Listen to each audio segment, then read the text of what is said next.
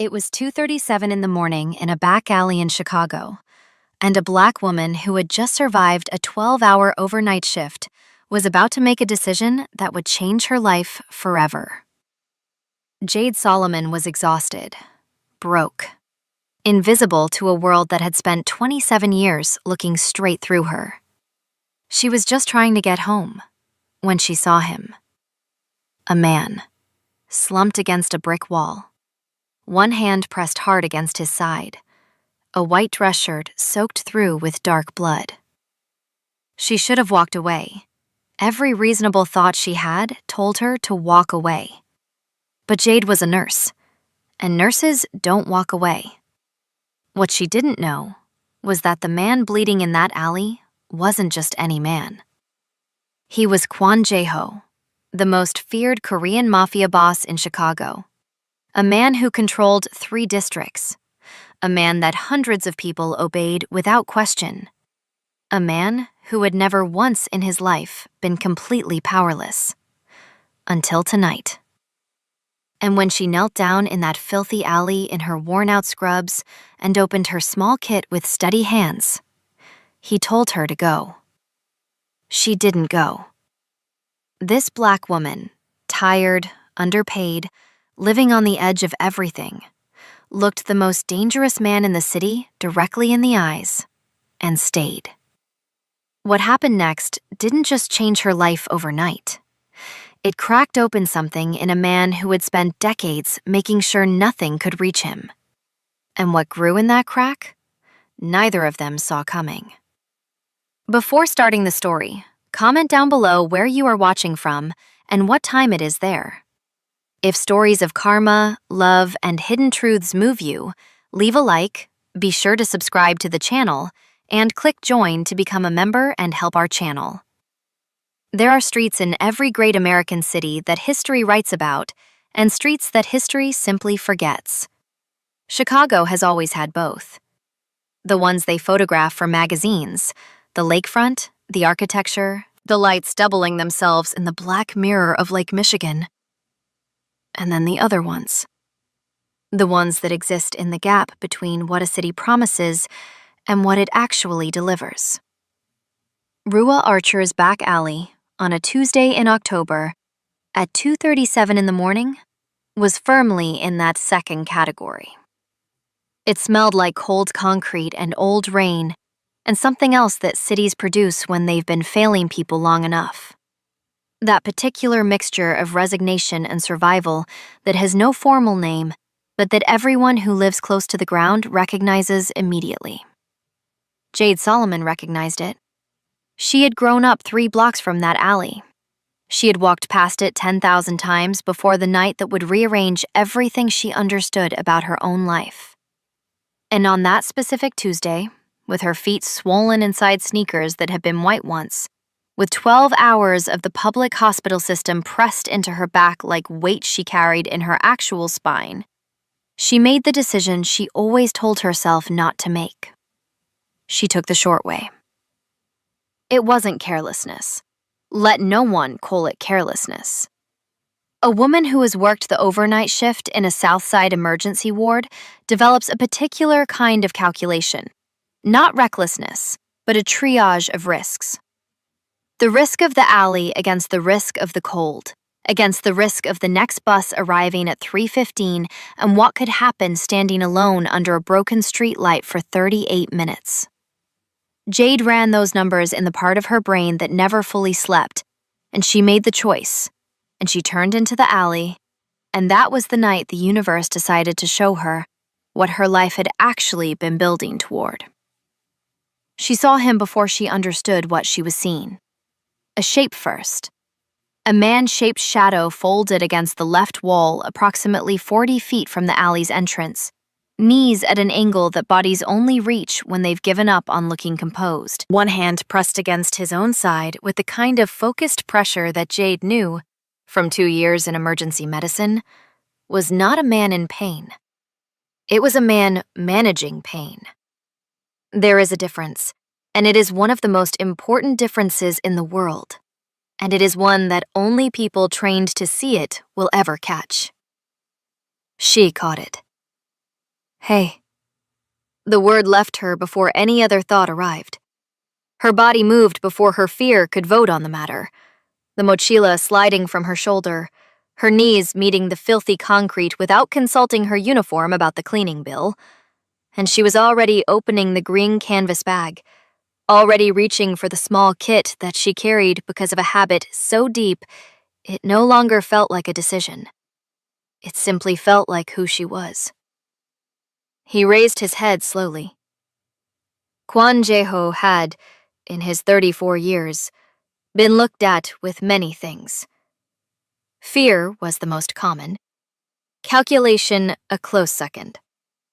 Occasionally hatred, and sometimes the particular kind of performative respect that men give other men when what they actually feel is terror dressed in better clothes. But he had never, not once in the architecture of a life built entirely on control, been looked at the way this woman looked at him in that moment. Not with recognition of who he was, with recognition of what he was. A person. Bleeding. In need. It was, without question, the most disorienting experience of his adult life. Go, he said. One syllable. The voice was low and precise, the way a blade is precise. No excess, no performance. Even bleeding against a brick wall in a ruined Italian suit, Kwon Jae-ho did not produce sounds that invited argument. Jade Solomon had heard that voice before. Not from him, from men like him, from attendings who spoke over her, from administrators who looked through her, from a world that had spent 27 years telling her to go in various tones and registers. She had developed, through long practice and personal necessity, a comprehensive immunity to being told to go. She did not go. You've been shot, she said, pulling the kit open, snapping on the pair of gloves with that particular crisp efficiency that emergency nurses develop into reflex. Left side, entry wound. She was already looking, already assessing, her hands moving with a steadiness that would have impressed her attending supervisor, if that supervisor had ever once paid enough attention to be impressive. Through and through. You're losing blood, but you're talking, which means we have time. But we don't have much of it.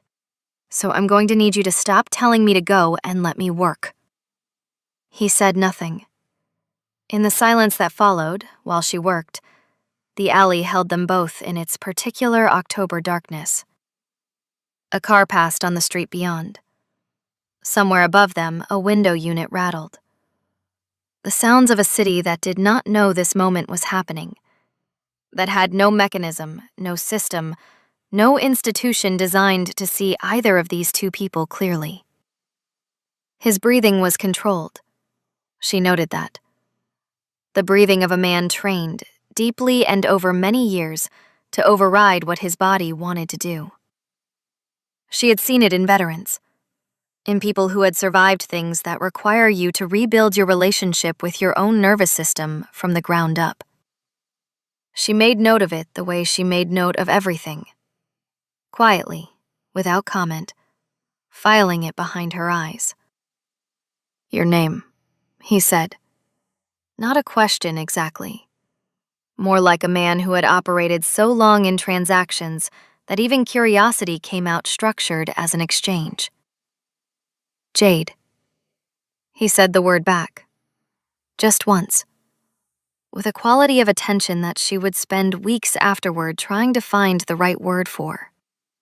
He said it like a man who had heard a great many words and had long since stopped believing most of them, but who was, for reasons he himself could not have explained, willing to make an exception for this one. Why didn't you leave? He asked. When she had finished, when the makeshift compression was in place, when the immediate bleeding had slowed to the rate that meant survivable rather than critical. When I told you. She looked up at him for the first time straight on. Not at the wound, at him. The scar below his left eye, the black hair falling across his forehead, the dragon climbing his neck in ink, the watch on his wrist that cost more than 4 months of her rent, the ruined white shirt, the impossible combination of complete power and complete helplessness assembled in one person in one alley at 2:37 in the morning. "I'm a nurse," she said. "I stopped keeping track of whether I should help someone a long time ago. Now I just do it." Something moved through his face. If it had a name, the name was something like, "This is what I have not had." If it had a second name, the second name was, "I do not know what to do with this." He said none of that. What he said was, "You know what I am?" "No," she answered. She was closing the kit. "And honestly, I'd rather not." And there it was, in the gap between what she meant and what she didn't say. The first true thing that had passed between two people who had spent their entire lives being forced to be something other than true. She didn't want to know, because knowing would have made it complicated, and she was tired of complicated. And what had just happened was, beneath all of its strangeness, actually very simple. A man was bleeding. She had stopped the bleeding. The rest was his story to carry. She didn't know yet that he would decide to carry her story too. She didn't know yet what was waiting in the world beyond that alley. The envelope, the men in the hospital corridor, the phone call at 11 at night when she would be trembling in a bathroom on the second floor, the cafeteria with the plastic chairs, the check she would refuse. She didn't know any of it. What she knew was this. Her knees hurt from the concrete. Her feet hurt from the shift. The compression was holding. The man against the wall was still breathing. And somewhere in the city above them, a bus she would not catch was pulling away from a stop into the Chicago dark. But for the first time in a very long time, Jade Solomon was not thinking about the bus. She was thinking that this man, whoever he was going to be all right. She did not know yet that she would be the reason. The envelope arrived on a Thursday. Jade found it when she came home from the morning shift, the one she had picked up to cover for a colleague who had called in sick, which meant she had worked 20 hours across 2 days and had arrived at her building's 3rd floor with the particular hollowness of a person who has given everything they had and then discovered they had a little more and gave that too. The envelope was white. No name on the front, no return address. Slid precisely under her door, flush against the baseboard, like someone who understood geometry and discretion in equal measure. She stood over it for a long moment without picking it up. There are things in life that announce themselves clearly.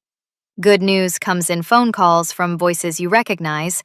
Bad news tends to arrive with noise, with urgency, with the particular chaos of something going wrong in real time. But this was different. This envelope on the floor of her apartment had a quality of quiet intention that her body registered before her mind caught up. It had been placed, not dropped, not shoved. Placed. She put down the green mochila. She sat on the edge of her bed. She opened it. The card inside had no signature. 4 words in clean, minimal print. For what you gave. And beneath it, the check. Jade looked at the number on the check the way a person looks at something that doesn't belong in their reality yet, with a kind of cognitive delay, reading it once and then reading it again, as though the second reading might correct the first. $50,000. She sat with that for 2 full minutes. The refrigerator hummed. The photo of her mother caught the afternoon light on the kitchen wall. Outside, The neighborhood went about its business with the indifference that neighborhoods have always shown toward the private earthquakes occurring behind closed doors. Then she picked up her phone and dialed the number on the card. He answered on the second ring, and the voice was exactly as she remembered it. Low, measured, a voice that took up only the precise amount of space it intended to occupy, and not one syllable more. "I'm not going to take this," she said before he could speak. A pause. The kind of pause that, on his end, was probably not uncomfortable. The kind of pause that men who are accustomed to controlling every room they enter deploy with the same ease that other men deploy small talk. "Why?" he asked. "Because I didn't help you for money." Her voice was steady. It surprised her how steady it was. But then again, she had spent years delivering information that people didn't want to receive in voices that didn't waver. And some skills become permanent. "I helped you because you needed help. Those are different things." Another pause. "What do you want then?" he said. "Nothing." She let the word sit for a moment. Let it be what it was. Genuinely nothing. Not a negotiating position, not a performance of virtue, but the actual truth of a woman who had helped a stranger in an alley and wanted nothing in return except for him to still be alive to receive this phone call. "I want you to be okay. That's it."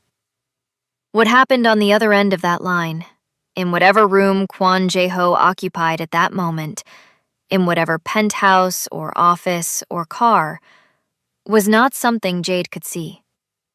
But the silence that followed her words had a texture to it. A density that she would spend a long time afterward trying to describe, and eventually stop trying because some things resist the precision of language. It was the silence of a man encountering something genuinely unfamiliar. Not dangerous unfamiliar, just unfamiliar. "Keep the number," he said finally. She almost told him she wouldn't, but something stopped her. Not strategy, not calculation, just a quiet instinct. The same instinct that had turned her into that alley in the first place. She kept the number. The men appeared on a Wednesday, 11 days after the alley. She noticed them the way nurses notice things, peripherally, without making it obvious that she'd noticed, filing the information away while her hands and face continued doing something else entirely. 2 men, South Korean, late 20s, in clothes that were almost right for the hospital corridor, but not quite.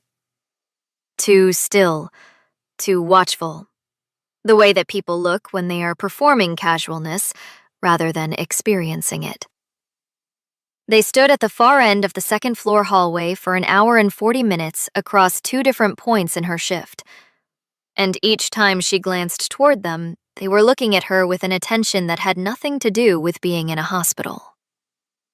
The fear arrived quietly. It did not announce itself with drama. It settled into her chest the way cold settles into a building through the walls. Gradually, pervasively, and then suddenly, undeniably. She recognized what this was. She had grown up in a neighborhood where you learned early to recognize what this was. She finished the patient intake she was processing. She excused herself. She walked calmly to the second-floor bathroom, locked the stall, and sat on the edge of the closed toilet lid with her phone in both hands.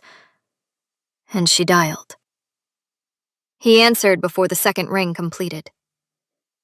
"There are 2 men," she said, and her voice, the voice that had been steady through the check conversation, through 20-hour shifts, through years of being the calmest person in rooms where people were falling apart, shook. Just slightly. Just enough to be real. "One, they've been watching me for almost 2 hours. I'm in the bathroom on the second floor, north wing." The shift in him was immediate. She felt it through the phone the way you feel a change in atmospheric pressure before a storm. Not hearing it exactly, but sensing it in some channel deeper than sound. "Don't leave that bathroom," he said. Not a request, not a suggestion, but not unkind either. It was the voice of a man who had spent his life navigating consequences and who recognized in this moment that a consequence of his had landed in a place it had no right to be. "Okay," she said. 22 minutes later, she opened the bathroom door. The hallway was empty. Both men were gone as completely as if they had never existed. No evidence, no scene, no explanation that the hospital's security system would ever be able to reconstruct into a coherent story. Just absence where presence had been, which is one of the specific signatures of people who operate in a world where disappearance is a professional skill. A man in a gray suit was standing against the wall to her left. Tall, expressionless, with the particular quality of stillness that belongs to people whose job is to be present without being noticed. "Mr. Kwan sends word that you are safe," the man said, in English so clean it had been clearly practiced into precision. Jade looked at him, then at the empty hallway where the two men had been, then back at him. "And who protects me from Mr. Kwan?" she said. The man in the gray suit had, clearly, not prepared for that particular question. His face held its composure, but something behind his eyes recalibrated visibly, and he said nothing, which was the only honest answer available to him. He came to the cafeteria the next day. She saw him before he reached the table. It would have been impossible not to. Kwon Jae-ho in a room calibrated for $6 lunch specials was like a different weather system walking through a door. The other diners registered him without fully understanding what they were registering. A shift in the room's atmosphere. A collective, instinctive alertness that people feel when something operating at a different scale enters their immediate environment. He moved through it without acknowledgement, pulled out the plastic chair across from her without asking, and set both hands flat on the table. The dragon on his neck was visible above the collar. The Audemars Piguet caught the fluorescent light. His eyes, when they found hers, were steady in the way of someone who has decided to be here completely and has set aside every other thing to accomplish that. "You said you didn't want anything," he began. "I didn't.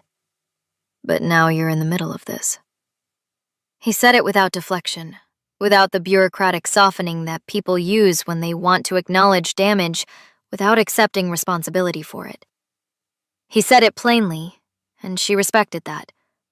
She had encountered too many people in positions of power who wrapped accountability in so many qualifications, it disappeared entirely. "Because of me.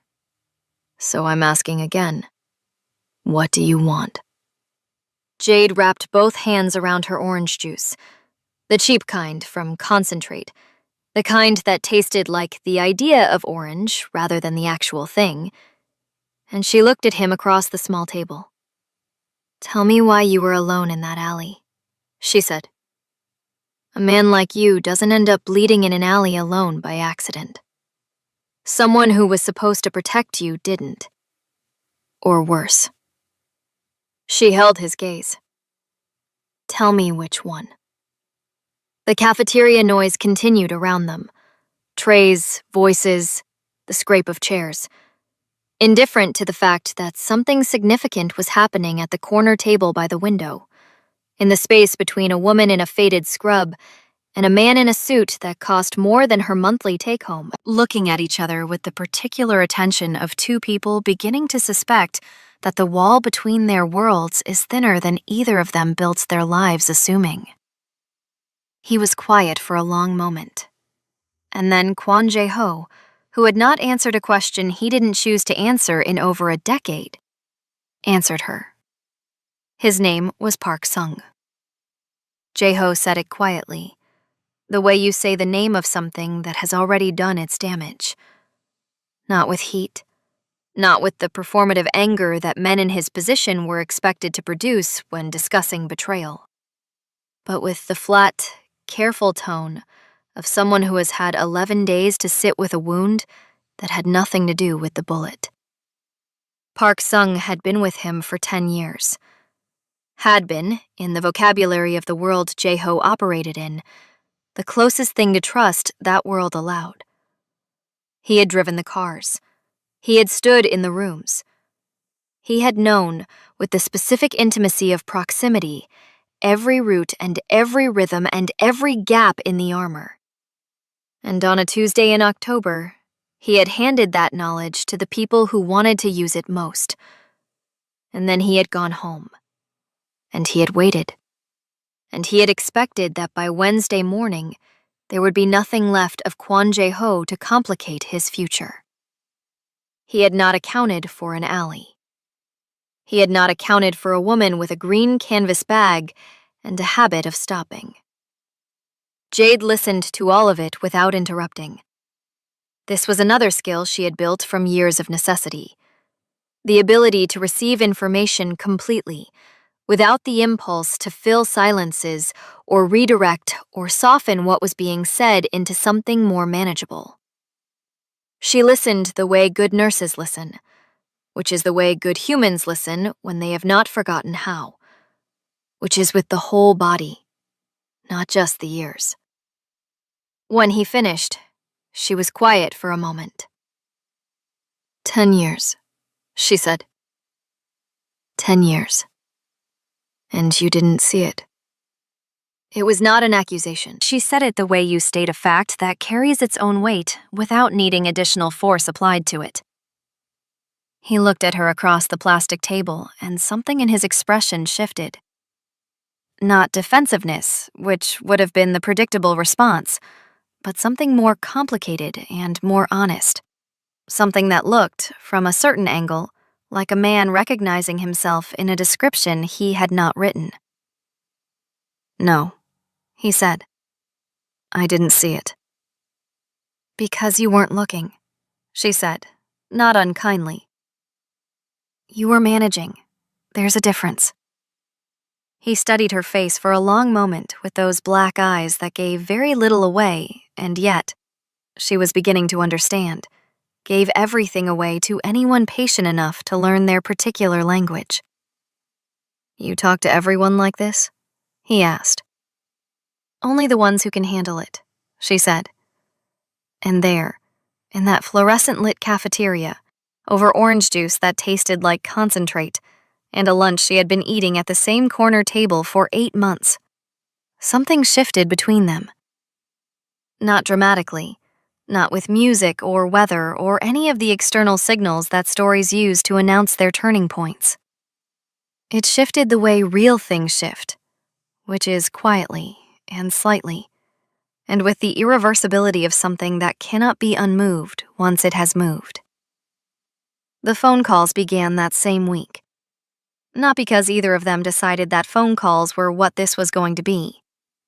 It happened the way most true things happen, organically, without a meeting where it was agreed upon, without a moment where either of them said, "This is what we are doing now." He called one evening after what she would later understand had been a particularly difficult negotiation, and his voice had the quality of a man who had been performing authority for 10 hours and needed urgently to stop performing it. She talked. He listened. Then he talked, and she listened. And when she finally looked at the clock, it was past midnight, and she had a shift at 6, and neither of them had noticed the time passing, which is one of the oldest and most reliable signs in human experience that something real is occurring. She told him about her mother, the woman in the photograph on the refrigerator, living 3 hours south in a town that had less every year, who Jade sent money to every month from a paycheck that did not have money to spare. She told him about the medical school application she had started and not finished because the shift had been too long and the exhaustion had been too complete, and she had closed the laptop and told herself she would return to it, and had not returned to it. She told him about the invisibility, that particular compound invisibility of being black and female and poor in a system that had been architecturally designed to look through people with all three of those qualities simultaneously. He listened in the way he did everything, with complete, focused attention. No interruptions, no reflexive reassurances. He did not tell her it would get better, which she had heard so many times it had become a sound without meaning. He simply received what she was saying and held it with the seriousness it deserved. And that simple act of being taken seriously hit Jade Solomon somewhere she had not expected to be hit. In return, he told her things that she understood, even then, that he had not told other people. He told her about his mother, about being 12 years old in a city that was not the city where he had been born, in a language he was still learning, in a grief that had no one to translate it into something survivable. About the man who had found him in that grief and offered him a structure. Not a family, not love exactly, but a structure, a hierarchy, a set of rules that told him where he stood and what was expected and what would happen if he delivered it. About mistaking that structure for safety for so long that by the time he understood the difference, the structure had become his entire world. "You built walls and called them discipline," Jade said quietly, one night when the city outside her window had gone to the particular silence of 1 a.m. A pause on the line. "Yes," he said. "I know what that is," she said. "I built the same ones. Just cheaper materials." He made a sound that it took her a moment to identify because she had not heard it from him before. A short, quiet, genuine sound. He was laughing. Not the performance of amusement that people produce in professional settings, but the real thing. Small and slightly surprised and entirely unguarded. It lasted only a moment before he recovered it, but she heard it, and she filed it away with the same care she filed everything that mattered. It was on a Friday evening when she first learned Park Sung's name, from a source other than Jae-ho. She was watching the local news with half attention, the television on while she sorted through the mail, the volume low, when the chyron crossed the bottom of the screen and the anchor shifted into the particular tone that news anchors use for stories that are being reported carefully, with awareness of what can and cannot be said explicitly. A man identified as Sung Park, 41, was found early this morning in the Bridgeport area in connection with what authorities are describing as an ongoing investigation into organized criminal activity on the city's south and west sides. Jade stopped sorting the mail. She sat down on the edge of the couch and looked at the screen and understood, in the complete and unadorned way that intelligent people understand things they would prefer to have the option of not understanding, exactly what had happened, and exactly what it meant about the world she had stepped into on a Tuesday in October, when she had turned left instead of right. She sat with that for a long time. Then she called him. He answered immediately. Not on the second ring this time, but on the first, which told her that he had been expecting this call, or something close to it. Jae-ho? First time she had used the name without formality. It came out that way without her deciding it should. Simply the right word for the specific gravity of the moment. I saw the news. I know, he said. Are you okay? The silence that followed this question had a quality she had not heard from him before. Not the silence of calculation or of a man managing information. This was the silence of someone standing in the aftermath of something, surveying the particular landscape that betrayal leaves behind when it has finished its work. The flattened ground, the changed coordinates, the disorientation of a world where a thing you built over a decade has revealed itself to have been something else entirely. No, he said, and the word was simple and undefended and utterly unlike every other word she had heard him produce. She understood in that moment something important. Not about him, exactly, but about what was happening between them. She understood that she had become, without either of them planning it or naming it, the place where Kwon Jae-ho put down the weight. And she understood something about herself, too. That she had let him, and that she had done so not from obligation or pity or the occupational habit of caring for people in crisis, but from something quieter and more personal and significantly more frightening. She cared about him. Not as a patient, not as the man who had sent her a check she had refused, or whose people had cleared a hospital corridor on her behalf. As a person. As specifically this person. The one with the controlled voice and the dragon tattoo and the laugh she had heard exactly once, and the way he said her name like it had weight. "Come here," she said. The words were out before she could evaluate them. Another pause. "Jade, I'll make tea," she said. "It's bad tea. I want you to know that up front. But come." And in the silence that followed, in the held breath of a moment balanced between what had been and what was becoming, she heard him make a decision. She could not have explained how she heard it, only that she did. The way you hear a tide turn, not in a single sound, but in the quality of everything at once. "I'll be there in 40 minutes, he said. He arrived in 37 minutes. She knew this because she had been watching the clock in the way that people watch clocks when they are trying not to think about what the clock is measuring. Compulsively, and with the full awareness that the watching was making the time move slower. And continuing to watch anyway. She had changed out of the scrub uniform into a gray sweater and dark jeans, and then had stood in front of the small mirror in the bathroom for a moment and told herself that changing clothes meant nothing. That it was simply the reasonable act of a person who had been in a hospital for 12 hours and wanted to be in clean clothes. And then she had walked back to the kitchen and turned on the kettle and known, with the honesty she applied to everything else in her life, that she was lying to herself. She cared how she looked. That was new. When the knock came, she opened the door and there he was. For the first time, not in an alley, not in a cafeteria, not in the managed distance of a phone call, but in the actual doorframe of her actual life. No turno this time.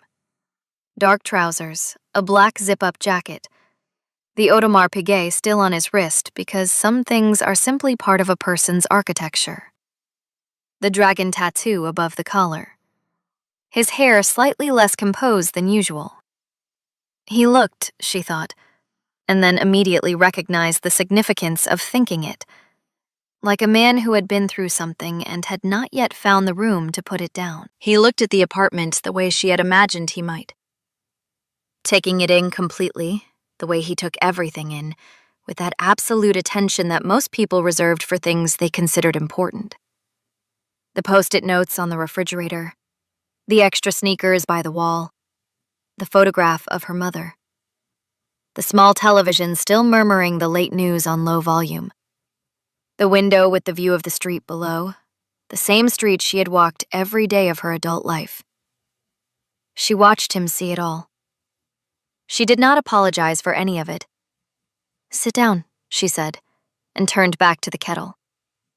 He sat at the small kitchen table, the same plastic chair situation as the cafeteria, she noted, which seemed to be the recurring furniture of whatever this was between them, and he was quiet while she made the tea, and the quiet was not uncomfortable. It had the quality of two people who had, without ceremony, become comfortable in each other's silence. She set the mug in front of him. "You were right," she said, sitting across from him. "It's bad tea." He looked down at the mug, then up at her, and then something happened that she did not expect. He smiled. Not the small, surprised laugh she had heard once on the phone. A full, real, slow smile that arrived on his face like something that had been waiting a long time for the right conditions to appear. It changed his face entirely. Not making it softer exactly. The jaw was still the jaw, the scar was still the scar, but making it inhabited in a different way. Making it the face of a man rather than an institution. "It is very bad tea," he confirmed. She laughed. And for a moment, the apartment held just that. Two people laughing over bad tea at a plastic table, and the October wind pressing lightly against the window, and the city going about its enormous, indifferent business outside. Then the moment settled, and the weight of the evening settled with it. Park was the one who told them, Jeho said. His hands were around the mug. He was looking at them. The route, the time, the fact that I would be alone. He paused. He was the only one who knew all three things. I had believed that the knowing was the same as the trusting, that because I had given him access, I had assessed him correctly. "We do that," Jade said quietly. "Confuse proximity with understanding. Confuse someone knowing our schedule with knowing us." He looked up at her. "You do that too?" "I did it for 3 years with someone who knew everything about my days and nothing about me," she said. "Not the same scale, but the same mistake."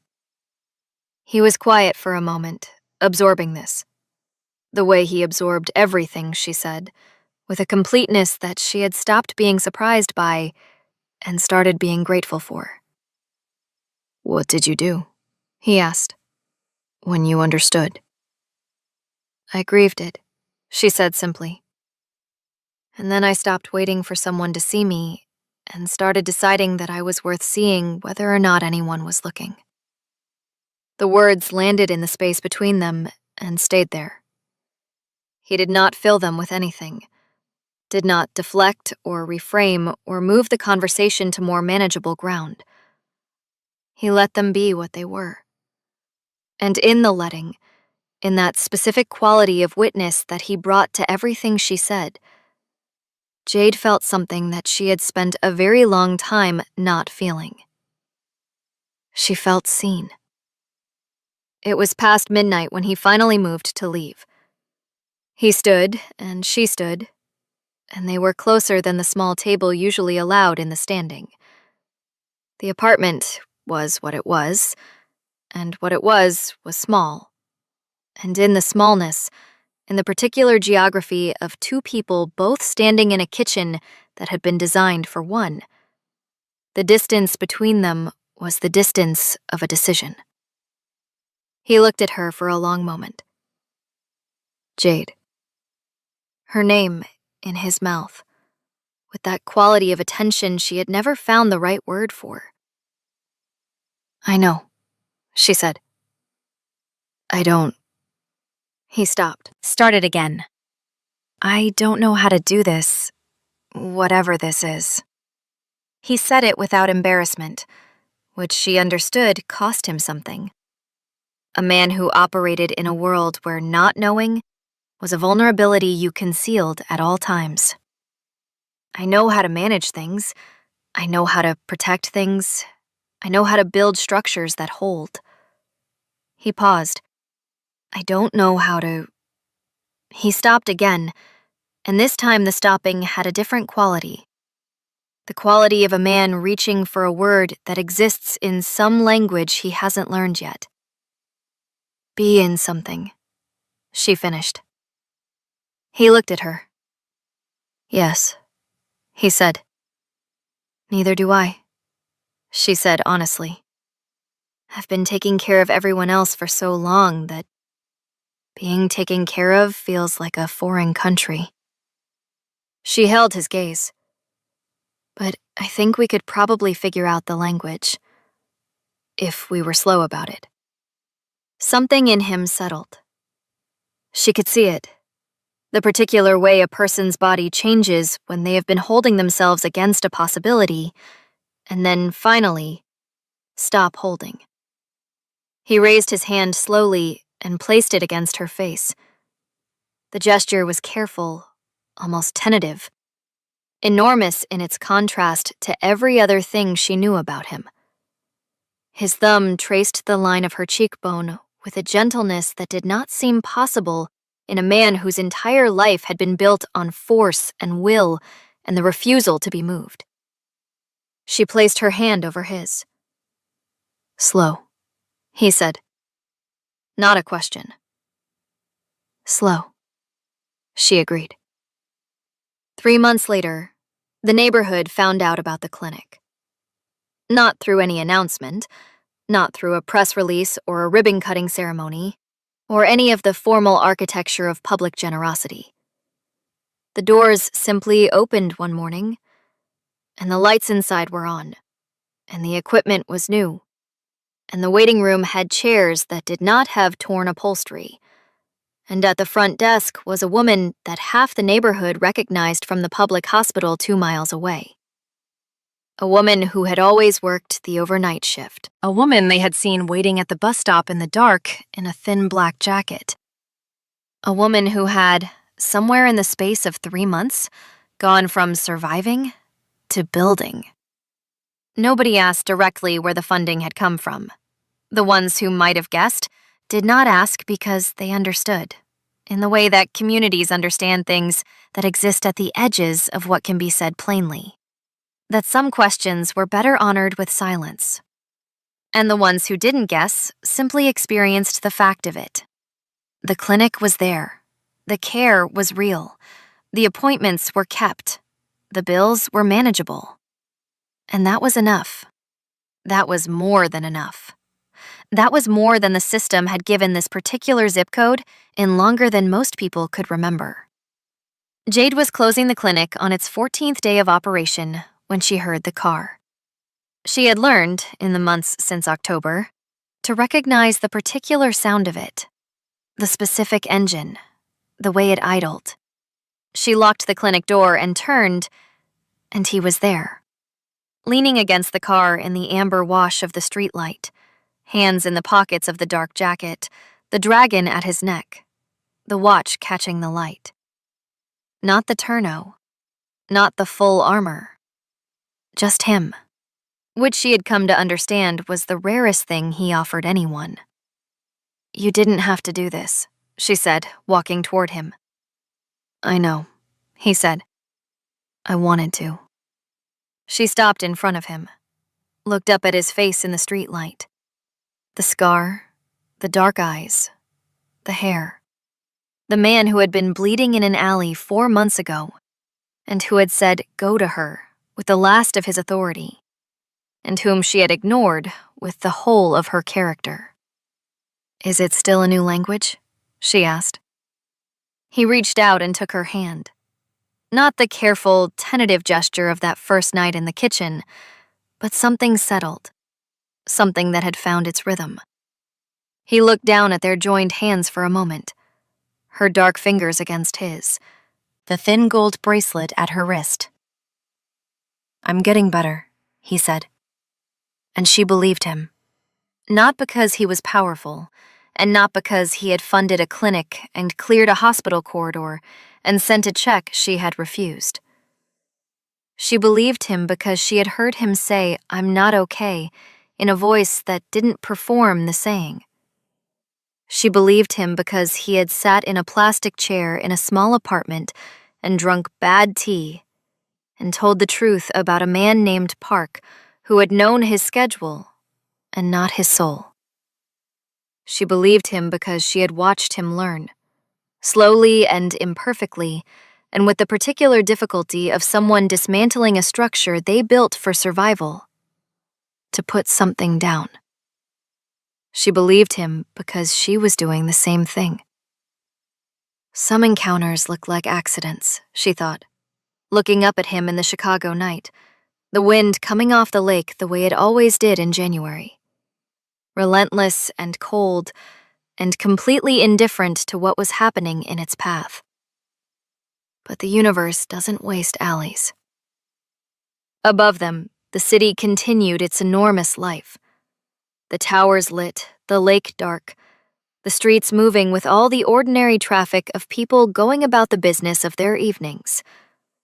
None of them knowing that in the amber light in front of a small clinic on a street that didn't appear in any travel guide, two people who had been made invisible by completely different systems were, for the first time, completely visible to each other.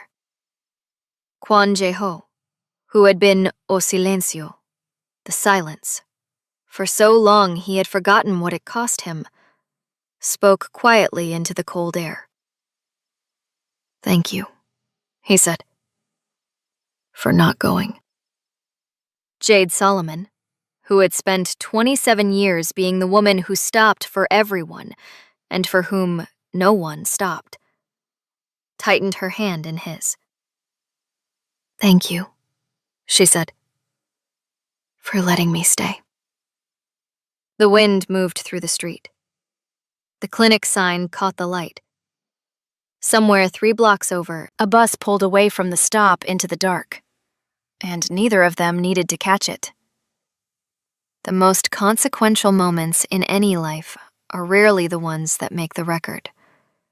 They are the ones that happen in the gap, between the last bus and the next one, between the person you were surviving as and the person you were always capable of becoming. History remembers the powerful, but it is the quiet ones, the ones who stop when told to go, who ask if you are okay when no one has thought to ask, who build clinics on streets the city forgot. It is those ones who actually change things. Jade didn't stay in that alley because she was naive. She stayed because she knew her own worth, and she never confused someone telling her to go with a reason to leave. That kind of clarity doesn't come from luck. It comes from knowing who you are, what you see, and what you refuse to accept anymore.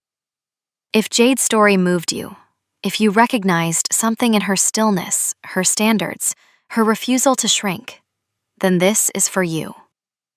The Woman He Can't Manipulate, 30-Day Reset, is a guided challenge built for women who are done explaining their worth.